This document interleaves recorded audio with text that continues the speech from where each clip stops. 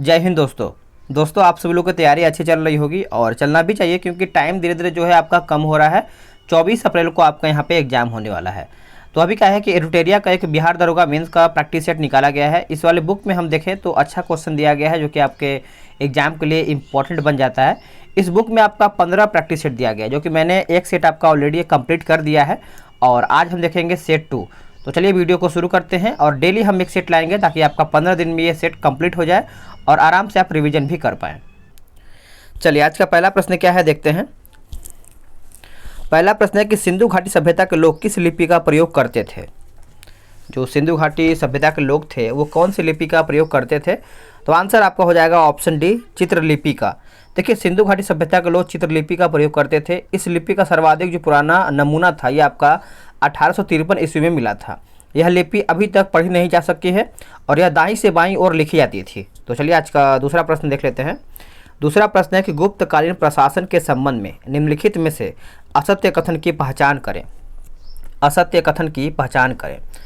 तो देखा है तो आपका यहाँ पे गुप्तकालीन शासकों में देवदत्त का सिद्धांत प्रचलित था, जो कि सही है।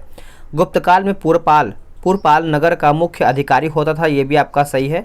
गुप्तकाल में प्रांतों को अवनी कहा जाता था, ये भी आपका पॉइंट सही है। और बाकी आपका इस काल में जंगली भूमि को खील कहा जाता था, यही आपका गलत है। इस प्रकार से याद रखिएगा। देखिए खील किसको कहा जाता था, वैसी भूमि जो जोतने योग्य नहीं हो उसको हम खील कहते थे। तो आप याद रखिएगा खील उसी को कहा जाता था। नेक्स्ट क्वेश्चन है क्वेश्चन नंबर 3। प्रसिद्ध तमिल ग्रंथ जीवक चिंतामणि के रचनाकार कौन है। चिंतामणि के रचनाकार कौन है। तो याद रखिएगा ऑप्शन आपका यहाँ पे बी उत्तर हो जाएगा। तरुत काकदेवर ऑप्शन जो है आपका यहाँ पे बी सही हो जाएगा। नेक्स्ट क्वेश्चन है कि निम्नलिखित में से कौन सल्तनत काल में अंतर्राष्ट्रीय बंदरगाह के रूप में प्रसिद्ध था। अंतर्राष्ट्रीय बंदरगाह के रूप में प्रसिद्ध था। तो इसका आंसर आपका हो जाएगा ऑप्शन ए, देवल। देवल इसका सही आंसर हो जाएगा। देवल सल्तनत काल में अंतर्राष्ट्रीय बंदरगाह के रूप में प्रसिद्ध था। दिल्ली, सोनार गांव एवं अहिलवाड़ सल्तनत काल के महत्वपूर्ण व्यापारिक केंद्र थे। तो आप इस पॉइंट को अच्छे से याद रखिएगा। नेक्स्ट क्वेश्चन के शेख अहमद सरहिंदी निम्न में से किन के समकालीन थे। किन के समकालीन थे। तो आप सभी लोग याद रखिएगा अकबर के समकालीन थे। किसके? अकबर के। शेख अहमद सरहिंदी अकबर के समकालीन थे। इन्होंने भारत में नक्शबंदी सिलसिला का प्रचार किया। बाकी जो आपका विल्लाह इनके गुरु थे। तो आप याद इसको गुरु के नाम भी याद रखिएगा, क्योंकि यहाँ से भी प्रश्न आपका आ सकता है। अब आते हैं क्वेश्चन नंबर 6 पे। इसमें आपका मिलान करके बताना है। तो चलिए हम इसको देख लेते हैं। बलबन जो है आपका हो जाएगा चिहलगानी का अंत किया था। अकबर जो है आपका दास प्रथा का अंत किया था। फिरोज शाह तुगलक जो है और ये आपका रोजगार के दफ्तर की स्थापना किया था। अलाउद्दीन खिलजी आप सभी को पता ही होगा मूल्य नियंत्रण यहाँ पे स्थापित किया था। तो आपका उत्तर जो है बी उत्तर हो जाएगा।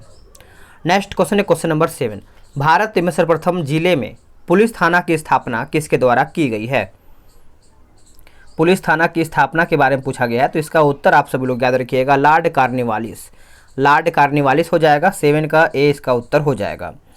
और इसमें देखा है तो इसके पूर्व इसने ग्रामीण क्षेत्रों में जमींदारों को प्राप्त पुलिस अधिकारों को वापस ले लिया गया था। इस पॉइंट का आपको याद रखना पड़ेगा, ठीक है। और लॉर्ड कॉर्नवालिस याद रखिएगा। यहाँ पे क्वेश्चन इंपॉर्टेंट बन जाता है कि भारत में लॉर्ड कॉर्नवालिस ने सर्वप्रथम जिले में पुलिस थाना की स्थापना कर एक दरोगा को इंचार्ज बनाया था। नेक्स्ट क्वेश्चन है क्वेश्चन नंबर 8। बोला गया कि प्राचीन भारत के प्रसिद्ध शासक जिसने अपने जीवन के अंतिम दिनों में जैन धर्म अपनाया था वह कौन था। जैन धर्म अपने जीवन के अंत समय में अपनाया था। तो आपका था ऑप्शन बी, चंद्रगुप्त। चंद्रगुप्त हो जाएगा। 20 का सही आंसर हो जाएगा। उसने जैन साधु भद्रबाहु से जैन धर्म की दीक्षा लेकर श्रवणबेलगोला यानी कर्नाटक में 298 ईसा पूर्व में उपवास यानी संलेखना द्वारा अपना शरीर त्याग दिया था। नेक्स्ट क्वेश्चन है क्वेश्चन नंबर 9। बोला गया कि भील विद्रोह भारत के किस क्षेत्र में हुआ था। भील विद्रोह। तो इसका आंसर आप सभी लोग याद रखिएगा पश्चिमी घाट में भील विद्रोह हुआ था। बी सही आंसर हो जाएगा।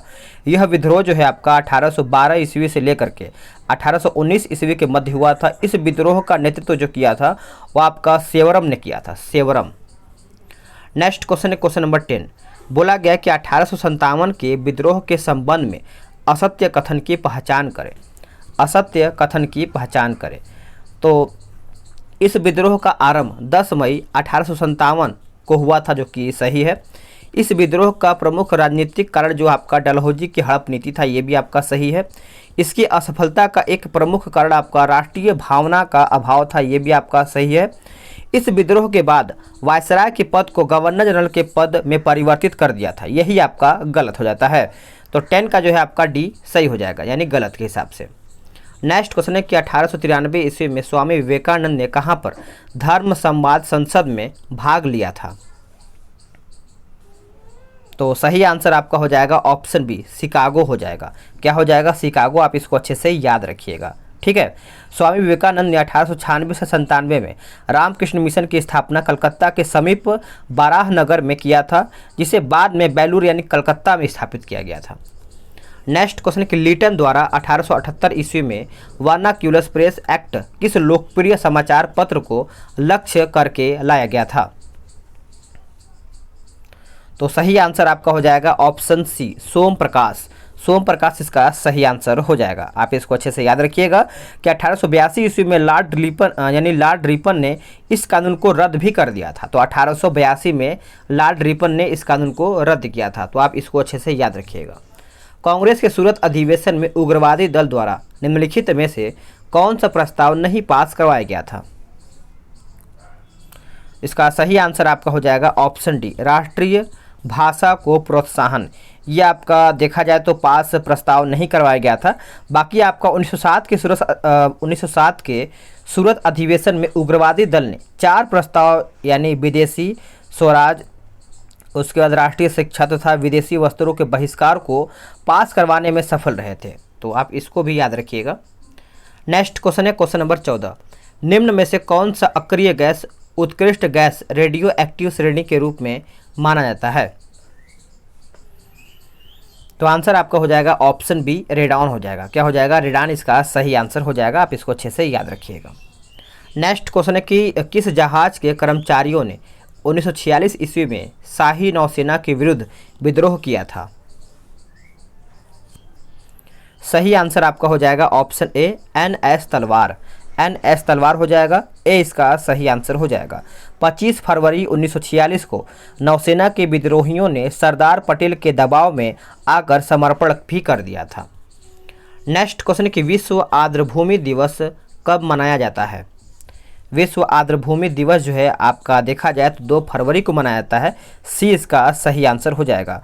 वही बात करेंगे 2 फरवरी 1971 के दिन ही ईरान के रामसर शहर में आर्द्रभूमियों के संरक्षण हेतु रामसर समझौते पर हस्ताक्षर किए गए थे। तो आप इस पॉइंट को अच्छे से याद रखिएगा। नेक्स्ट क्वेश्चन कि चूने के पानी का रासायनिक सूत्र क्या है? चूने के पानी का रासायनिक सूत्र क्या है? इसका रासायनिक सूत्र आपका है CaOH2, यानी ऑप्शन जो है इसका सी सही हो जाएगा। नेक्स्ट क्वेश्चन है क्वेश्चन नंबर 8। निम्नलिखित में से संसदीय चुनाव क्षेत्रों का निर्धारण किस आयोग द्वारा किया जाता है? तो इसका आंसर आपका हो जाएगा, आप इसको अच्छे से याद रखिएगा, 18 का आपका हो जाएगा। तो इसका सही आंसर आपका हो जाएगा 18 का। आप सभी लोग याद रखिएगा। डी हो जाएगा परिसीमन आयोग। परिसीमन आयोग हो जाएगा, डी करेक्ट आंसर हो जाएगा।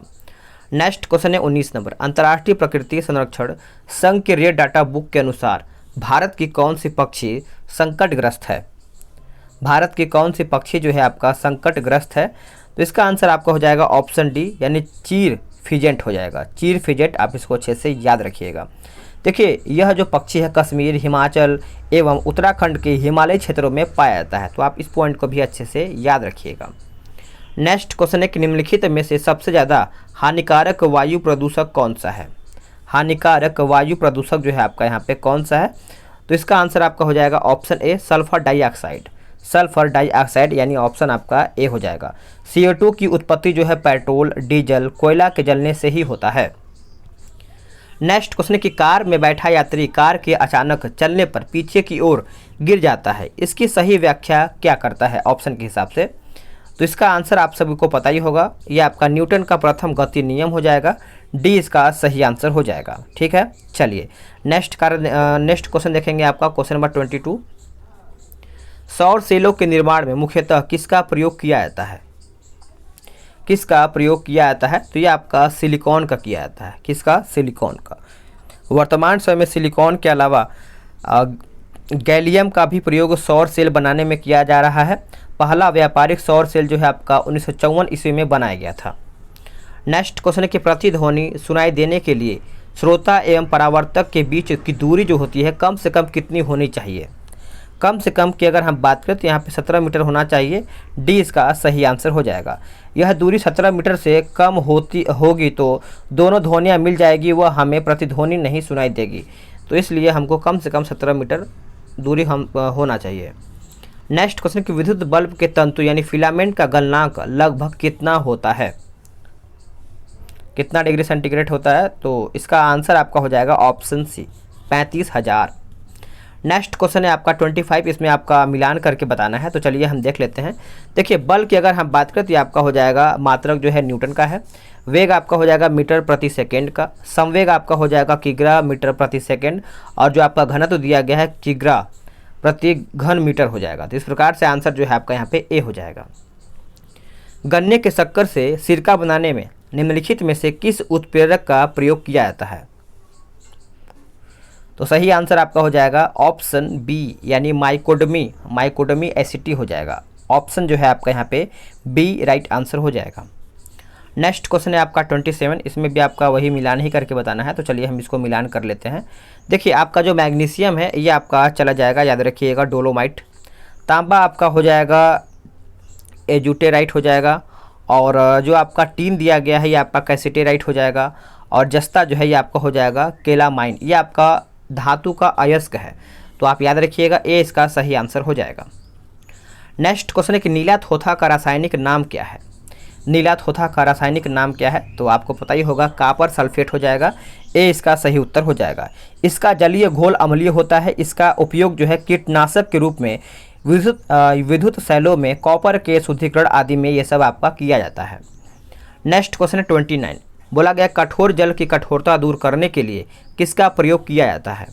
किसका प्रयोग किया जाता है? तो इसका आंसर आपका हो जाएगा option C, sodium carbonate. Sodium carbonate इसका सही आंसर हो जाएगा। कठोर जल में कैल्शियम एवं मैग्नीशियम के क्लोराइड, सल्फेट व बाइकार्बोनेट घुले रहते हैं। इस लवणों की उपस्थिति के कारण ही जल कठोर हो जाता है। नेक्स्ट क्वेश्चन है कि धूप के चश्मे का लेंस बनाने में किस कांच का प्रयोग किया जाता है? जो आपका धूप का चश्मा बनता है तो उसमें एक कांच का प्रयोग किया जाता है, वो आपका कांच होता है क्रुक्स कांच। क्रुक्स कांच हो जाएगा। डी इसका सही आंसर हो जाएगा। वही बात करेंगे हम पाइरेक्स के कांच के बारे में। तो जो आपका पाइरेक्स कांच होता है ये आपका प्रयोगशाला का उपकरण बनाने में ये सब आपका काम आता है। तो आप इसको भी अच्छे से याद रख सकते हैं, ठीक है। और इसमें आपका फ्लिंट कांच भी अगर आप याद रखना चाहते हैं तो उसको भी रखिएगा कि कैमरा एवं दूरबीन में जो लेंस लगा होता है वो फ्लिंट कांच का ही लगा होता है। चलिए नेक्स्ट क्वेश्चन देखेंगे आपका क्वेश्चन नंबर 31। बोला गया कि कोशिका में प्रोटीन का संश्लेषण कहाँ संपन्न होता है? कोशिका में प्रोटीन का संश्लेषण कहाँ पे संपन्न होता है? तो ये आपका होता है राइबोसोम में। कहाँ पे? राइबोसोम, यानी ऑप्शन बी इसका सही हो जाएगा। इसलिए इसे हम प्रोटीन का फैक्ट्री भी कहते हैं। माइटोकॉन्ड्रिया को कोशिका का पावर हाउस भी कहा जाता है। नेक्स्ट क्वेश्चन देखेंगे आपका 32। दूध के पाश्चराइजेशन हेतु कितने तापमान पर 30 मिनट तक गर्म किया जा 30 मिनट तक गर्म किया जाता है? यहाँ पे गर्म के बारे में पूछा गया है। तो आपका हो जाएगा 65 डिग्री सेल्सियस हो जाएगा। सी इसका सही आंसर हो जाएगा। अगला कि पौधे को प्रकाश संश्लेषण के दौरान निम्न में से किसकी आवश्यकता नहीं होती है? निम्न में से किसकी आवश्यकता नहीं होती है? तो आपका हो जाएगा ऑप्शन बी, ऑक्सीजन। ऑक्सीजन इसका सही आंसर हो जाएगा। इसमें आपका नहीं होता है। निम्नलिखित में से कौन एक कीटभक्षी पौधा है? तो सभी को पता है कीटभक्षी आपका देखा जाए तो आपका बटरवर्ट हो जाएगा। आंसर जो है आपका 34 का ए सही हो जाएगा। ये पौधे अपने लिए पोषक तत्व प्राप्त करने हेतु कीटों का जो आपका भक्षण करते हैं। तो इस प्रकार से आप याद रख सकते हैं। अब देखिए 35 भी आपका यहाँ पे देखा जाए तो मिला नहीं करके बताना है। तो इसको हम अच्छे से देख लेंगे और आप भी आराम से वीडियो रोक करके इसको आराम से मिलाइएगा, ठीक है। तो देखिए आम की बात करें, यहाँ पे देखिए फल दिया गया है और खाने योग्य भाग दिया गया है। तो आम में हम जो खाते हैं वो आपका मध्य भित्ति खाते हैं, और सेब जो खाते हैं आपका गुदेदार पुष्पासन खाते हैं। टमाटर आपका हो जाएगा बेरी, और लीची जो है आपका होता है गुदेदार एजिल। तो इस प्रकार से आंसर जो है आपका यहाँ पे सी सही हो जाएगा। नेक्स्ट क्वेश्चन है कि बोला गया है कि ग्वाइटर नामक बीमारी मनुष्य में निम्नलिखित में से किसकी कमी के कारण होती है। तो ग्वाइटर आपको पता ही होगा ये किसकी कमी के कारण होता है, बताइएगा। तो ये आपका हो जाएगा आयोडीन, यानी घेंघा रोग जो इसी के कारण ही होता है। देखिए मनुष्य में थायराइड ग्रंथि से उत्पन्न होने वाला हार्मोन थायरॉक्सिन कहलाता है, जिसमें आयोडीन की प्रचुरता जो होती है। भोजन और पानी में थायरॉक्सिन के उत्पादन हेतु आयोडीन अनिवार्य होता है, इसीलिए आयोडीन आपका थोड़ा सा कम नहीं होना चाहिए, ठीक है। अगला है कि उल्टी का नियंत्रण मस्तिष्क का कौन सा भाग करता है। तो इसका सही आंसर आपका हो जाएगा ऑप्शन डी, मेडुला ऑब्लिगेंटा हो जाएगा, डी इसका सही आंसर हो जाएगा। नेक्स्ट क्वेश्चन कि मानव रक्त के संबंध में कौन सा कथन सही नहीं है, यानी गलत कथन आपका यहाँ पे कौन सा है। तो गलत की अगर हम बात करें तो प्लाज्मा रक्त का जीवित तरल भाग होता है, यही आपका यहाँ पे गलत है। बाकी आपका यह तरल संयोजी ऊतक है, सही है। फाइब्रिनोजेन रहित प्लाज्मा सेरम कहलाता है, सही है। आरबीसी का निर्माण अस्थि मज्जा में होता है, तो आप इस पॉइंट को भी अच्छे से याद रखिएगा। नेक्स्ट क्वेश्चन कि पशुओं का वीर्य का भंडारण करने हेतु निम्नलिखित में से किसका प्रयोग किया जाता है। तो किसका प्रयोग किया जाता है, तो तरल नाइट्रोजन का प्रयोग किया जाता है, ए इसका सही आंसर हो जाएगा। चलिए नेक्स्ट क्वेश्चन देखेंगे, केंद्रीय मत्स्य पालन और समुद्री इंजीनियरिंग प्रशिक्षण संस्थान कहाँ पर स्थित है। तो ये आपका कहाँ पर स्थित है, तो आप इसको अच्छे से याद रखिएगा, कोचीन में स्थित है। कहाँ पे, कोचीन। नेक्स्ट क्वेश्चन है कि निम्नलिखित में से किस सेल समूह की चट्टानें खनिज पदार्थों की दृष्टि से उत्तम मानी जाती है। सही आंसर आपका हो जाएगा ऑप्शन सी, धारवाड़ सेल समूह। धारवाड़ सेल समूह इसका उत्तर हो जाएगा। केदारनाथ पर्वत शिखर हिमालय किस भाग में स्थित है।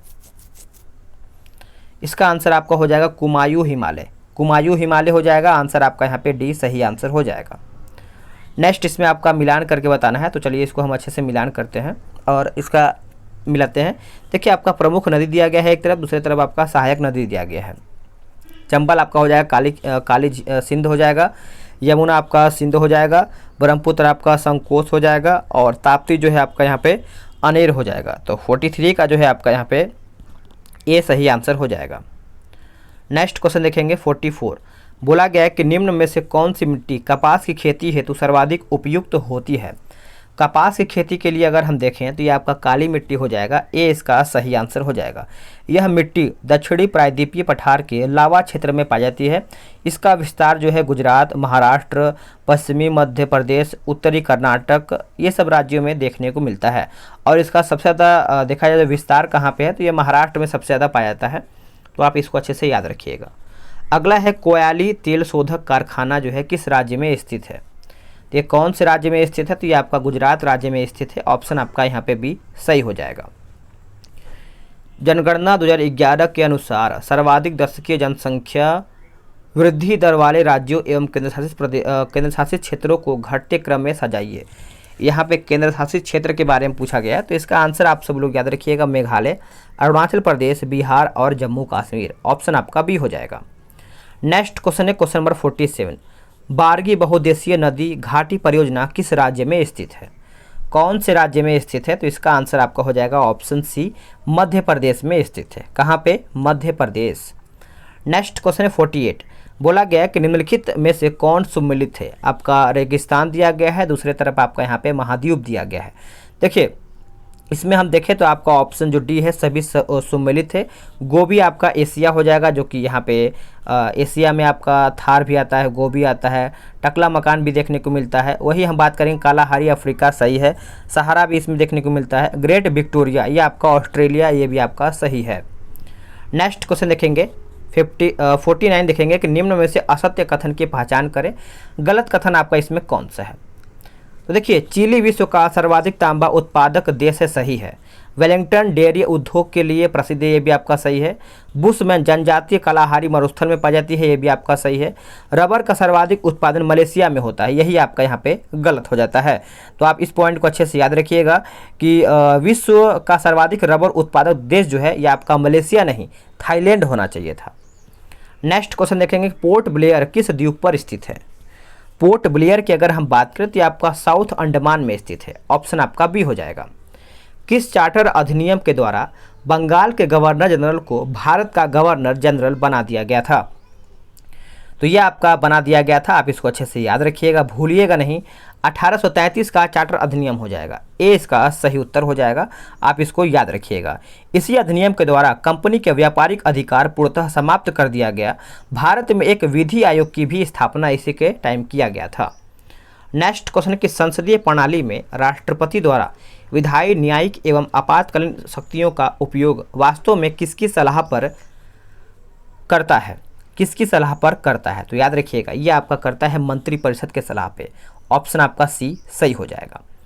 नेक्स्ट क्वेश्चन देखेंगे आपका 53। निम्नलिखित में से कौन सी स्वतंत्रता संविधान की प्रस्तावना में नहीं दी गई है? संविधान की प्रस्तावना में नहीं दिया गया है, तो ये आपका हो जाएगा ऑप्शन डी अवसर। अवसर इसका सही उत्तर हो जाएगा। अगला प्रश्न है क्वेश्चन नंबर 54 कि भारतीय संविधान के विदेशी स्रोत के संबंध में निम्नलिखित में से कौन से जोड़े का गलत मिलान गलत है? यहाँ पे मिलान के बारे में बोला गया है, कौन सा गलत है, तो हम इसको देख लेंगे। देखिए, ऑस्ट्रेलिया जो है आपका समवर्ती सूची सही है। कनाडा जो है आपका संघीय शासन, यही आपका गलत है। देखिए, कनाडा के संविधान से भारतीय संविधान में संघात्मक विशेषताएं तथा अवशिष्ट शक्तियां केंद्र के पास संबंधित प्रावधान लिया गया है। बाकी आप सभी लोग याद रखिएगा कि जापान विधि द्वारा स्थापित प्रक्रिया सही है। आयरलैंड राष्ट्रपति का निर्वाचन मंडल, ये भी आपका सही है। 55 नंबर आपका यहाँ पे अनुसूची दिया गया है, दूसरा आपका तरफ यहाँ पे प्रावधान दिया गया है, तो हम इसको देख लेंगे। देखिए, दूसरा में देखा जाए तो आपका यहाँ पे शपथ के बारे में बोला गया है। तीसरा अनुसूची में देखा जाए तो आपका यहाँ पे एक सेकेंड, यहाँ पे जो दूसरा अनुसूची है उसमें आपका वेतन, पेंशन एवं भत्ता दिया गया है। तीसरा अनुसूची की अगर हम बात करें तो इसमें आपका शपथ दिया गया है। और 5वीं अनुसूची जो है आपका यहाँ पे जनजातीय क्षेत्रों का प्रावधान, और 8वीं में आपको पता है भाषाई प्रावधान, जो कि इसमें आपका भाषा के बारे में उल्लेख किया गया है। नेक्स्ट क्वेश्चन है कि बिहार किस क्षेत्रीय परिषद के अंतर्गत आता है? तो बिहार की अगर हम बात करें तो ये आपका पूर्वी क्षेत्रीय परिषद के अंतर्गत आता है, डी इसका सही आंसर हो जाएगा। नेक्स्ट क्वेश्चन देखेंगे आपका 57, इंपॉर्टेंट है, याद रखिएगा कि अब तक कितने पूर्व राष्ट्रपतियों को भारत रत्न से सम्मानित किया जा चुका है? तो ये कितने राष्ट्रपतियों को? तो याद रखिएगा 6 राष्ट्रपति। नाम याद रखिएगा, सर्वपल्ली राधाकृष्णन जो कि 1954 में मिला था, राजेंद्र प्रसाद को 1962 में मिला था, जाकिर हुसैन को 1963 में, APJ अब्दुल कलाम को 1997, डॉक्टर वी गिरी को दिखाया तो 1975 में दिया गया था, 1975 में, और प्रणब मुखर्जी को 2019 में दिया गया था। तो भारत रत्न से इन लोग को मतलब देखा जाए तो 6 लोग को दिया गया है, तो 6 का नाम याद रखिएगा, इंपॉर्टेंट बन जाता है। निम्नलिखित कथनों में से किसे मौलिक अधिकार के अंतर्गत नहीं रखा गया है? मौलिक अधिकार के अंतर्गत जो है नहीं रखा गया है, तो ये आपका हो जाएगा ऑप्शन ए लोक कल्याण की अभिवृद्धि हो जाएगा, ए इसका सही आंसर हो जाएगा। नेक्स्ट क्वेश्चन है क्वेश्चन नंबर 59। निम्नलिखित में से किसका वेतन एवं भत्ता भारत की संचित निधि पर आधारित नहीं है? तो इसका उत्तर आपका हो जाएगा ऑप्शन डी महान्यायवादी। भारत के महान्यायवादी का वेतन एवं भत्ता जो है आपका संचित निधि पर भारित नहीं होता है। भारत की संचित निधि पर भारतीय वेतन भत्ते में राष्ट्रपति, उपराष्ट्रपति, लोकसभा अध्यक्ष एवं उपाध्यक्ष, सर्वोच्च एवं उच्च न्यायालय के न्यायाधीश, ये सब देखा जाता है, इन लोग को संचित निधि से वेतन देखने को मिलता है, इन्हीं के द्वारा मिलता है संचित निधि से। निम्नलिखित में से कहाँ उपराज्यपाल का पद नहीं है? तो उपराज्यपाल का पद कहाँ पे नहीं है? तो ये आपका लक्षद्वीप में नहीं है, याद रखिएगा, लक्षद्वीप में। ऑप्शन जो है आपका यहाँ पे बी सही हो जाएगा। नेक्स्ट क्वेश्चन है क्वेश्चन नंबर 61। किसी संसद सदस्य की अयोग्यता से संबंधित विवाद का अंतिम विनिश्चय कौन करता है? तो ये विनिश्चय कौन करता है? तो ये राष्ट्रपति करता है, डी इसका उत्तर हो जाएगा। नेक्स्ट क्वेश्चन है कि आपातकाल के संबंध में निम्नलिखित कथनों में से कौन असत्य है, यानी गलत आपका यहाँ पे कौन सा है? अगर हम गलत की बात करें तो आपका उत्तर जो है बी सही हो जाएगा। राष्ट्रीय आपात के समय राज्य सरकार निलंबित हो जाती है। आंसर जो है आपका 62 का बी सही हो जाएगा। नेक्स्ट क्वेश्चन है 63 नंबर। सर्वोच्च न्यायालय द्वारा भारतीय नागरिकों के मूल अधिकारों की सुरक्षा किस अनुच्छेद के तहत की जाती है? सुरक्षा जो है आपका कौन से अनुच्छेद के तहत किया जाता है? तो इसका आंसर आपका यहाँ पे देखा जाए तो क्या होगा बताइएगा। इसका सही आंसर आपका हो जाएगा ऑप्शन सी हो जाएगा, अनुच्छेद 32। अनुच्छेद 32 इसका उत्तर हो जाएगा। नेक्स्ट क्वेश्चन देखेंगे कि स्वतंत्र भारत में पंचायती राज का शुभारंभ कब हुआ था? स्वतंत्र भारत में पूछा गया, तो इसका आंसर आपका हो जाएगा ऑप्शन डी 1959 में। नेक्स्ट क्वेश्चन है किस संविधान संशोधन के द्वारा दल बदल को प्रतिबंधित किया गया है? दल बदल को प्रतिबंधित किया गया है, तो इसका उत्तर आपका हो जाएगा ऑप्शन ए 52वां हो जाएगा, ए इसका उत्तर हो जाएगा। अगला है कि मुद्रा पूर्ति की किस अवधारणा को संकुचित मुद्रा कहा जाता है? संकुचित मुद्रा कहा जाता है, तो इसका उत्तर आपका हो जाएगा ऑप्शन ए M1 को, M1। नेक्स्ट क्वेश्चन है कि न्यूनतम समर्थन मूल्य की सिफारिश निम्नलिखित में से किस संस्था द्वारा की जाती है? किस संस्था के द्वारा यहाँ पे किया जाता है? तो ये आपका हो जाएगा कृषि लागत और मूल्य आयोग हो जाएगा। आंसर जो है आपका यहाँ पे सी सही हो जाएगा। नेक्स्ट क्वेश्चन की स्वतंत्रता के पश्चात 1947 में किसकी अध्यक्षता में आर्थिक नियोजन समिति का गठन किया गया था? आर्थिक नियोजन समिति का गठन जो है किया गया था, तो ये आपका जवाहरलाल नेहरू हो जाएगा। क्या हो जाएगा? जवाहरलाल नेहरू। नेक्स्ट क्वेश्चन की विनिवेश कमीशन के पहले अध्यक्ष कौन थे? विनिवेश कमीशन के पहले अध्यक्ष जो थे वो कौन थे? तो याद रखिएगा जी.वी. रामकृष्ण, जी.वी. रामकृष्ण हो जाएगा, ए इसका उत्तर हो जाएगा। अगला प्रश्न है कि जिस बजट में सरकार की कुल आय एवं कुल व्यय बराबर होते हैं उसे क्या कहा जाता है? उसे क्या कहा जाता है? तो याद रखिएगा संतुलित बजट कहा जाता है। सी इसका 70 का राइट आंसर हो जाएगा। नेक्स्ट क्वेश्चन है कि हाल ही में किस देश ने दुनिया के पहले पौधे से प्राप्त कोविड-19 वैक्सीन को मंजूरी दी है? तो 71 का अगर हम बात करें तो ये आपका हो जाएगा ऑप्शन ए कनाडा। कनाडा इसका सही आंसर हो जाएगा। इस वैक्सीन का प्रभाव दर लगभग 70 से 72% है। नेक्स्ट क्वेश्चन कि भारतीय प्रतिभूति और विनिमय बोर्ड की पहली महिला प्रमुख कौन बनी है? तो ये कौन बनी है? तो ये आपका माधवी पुरी। नेक्स्ट क्वेश्चन है कि हाल ही में किस मंत्रालय के द्वारा माई पार्किंग ऐप को जारी किया गया है? माई पार्किंग ऐप को जारी किया गया है, तो ये किया गया सूचना एवं प्रसारण मंत्रालय। ऑप्शन जो है आपका यहाँ पे डी सही हो जाएगा। वन स्थिति रिपोर्ट 2021 के अनुसार बिहार में तथा भारत में क्रमशः वनावरण तक का प्रतिशत क्या रहा है? वन का प्रतिशत पूछा गया है वनावरण का, तो इसका उत्तर आपका हो जाएगा 7.84% से 21.71%, यानी ऑप्शन जो है आपका यहाँ पे सी सही हो जाएगा। नेक्स्ट क्वेश्चन है कि बिहार बजट 2022 से 23 को कितने मुख्य सूत्रों में विभाजित कर पेश किया गया है? तो इसका आंसर आप सब लोग अच्छे से याद रखिएगा, 6 हो जाएगा। स्वास्थ्य, शिक्षा, उद्योग एवं निवेश, कृषि क्षेत्र, आधारभूत संरचना और छठवां आपका है कल्याण। नेक्स्ट क्वेश्चन है कि ऑस्ट्रेलियन ओपन 2022 का महिला एकल का खिताब किसने जीता है? तो ये आपका जीता गया है एशले बार्टी, यानी ऑप्शन ए इसका उत्तर हो जाएगा। अगला है कि ओपेक का मुख्यालय कहाँ पर है? ओपेक का मुख्यालय जो है आपका वियना में स्थित है, ए इसका उत्तर हो जाएगा। अगला है बोला गया है कि CITES किससे संबंधित एक अंतर्राष्ट्रीय संस्था है? तो ये आपका लुप्तप्राय पौधे और जानवरों का संरक्षण से संबंधित है। आंसर आपका डी हो जाएगा। नेक्स्ट क्वेश्चन कि वाकर कप किस खेल से संबंधित है? वाकर कप जो है ये आपका गोल्फ से संबंधित है। ऑप्शन जो है आपका यहाँ पे डी सही हो जाएगा। चलिए नेक्स्ट क्वेश्चन देखेंगे आपका क्वेश्चन नंबर 80। बोला गया कि सबसे कम घनत्व वाला ग्रह कौन सा है?